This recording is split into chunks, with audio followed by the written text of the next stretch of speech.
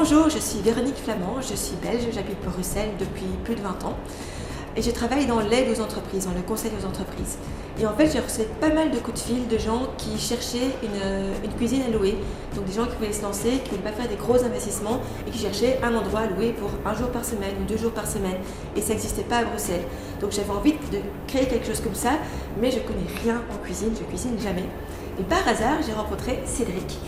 Donc moi c'est Cédric Le Goupil, je suis français, j'habite à Bruxelles également et je suis cuisinier, donc j'étais confronté régulièrement à des demandes pour faire de l'événementiel. Je voulais faire de l'événementiel mais en complémentaire et je n'avais pas la possibilité parce que je n'avais pas d'infrastructure, donc je me suis dit que ça serait super qu'il y ait une infrastructure, une cuisine professionnelle à disposition des entrepreneurs qui en avaient besoin ponctuellement.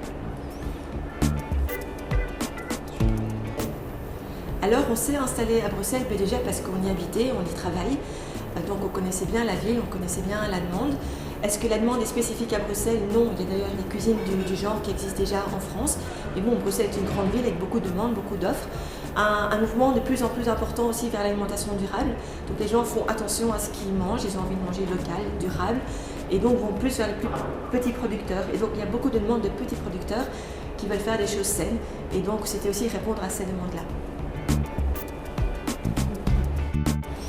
Donc cette cuisine partagée, coworking, elle répond à la demande de plein de métiers différents. Donc on a rencontré des pâtissiers, des cuisiniers, des traiteurs, des gens qui ont un food truck, des gens qui font des plats préparés, donc vraiment beaucoup de métiers dans l'alimentation qui ont besoin d'infrastructures et qui ne sont pas installés. Alors là, on vient de démarrer, donc on va déjà arriver à un rythme de croisière, que tout fonctionne bien. Et puis, au fur et à mesure, on voudrait développer de plus en plus de services. Donc là, par exemple, on assure déjà la réception des marchandises, mais on voudrait développer un service de livraison commune, un service de commande commune pour aller justement chercher les meilleurs producteurs locaux et assurer ce développement-là aussi. Et peut-être d'autres services vraiment liés au fait qu'on soit ensemble et qu'on peut rationaliser tout ça. Donc, et pour arriver, aboutir à ces missions, on envisage de créer un emploi, voire 2 dans l'idéal, afin de pouvoir répondre au mieux aux demandes de nos clients et les aider à pérenniser leur affaire.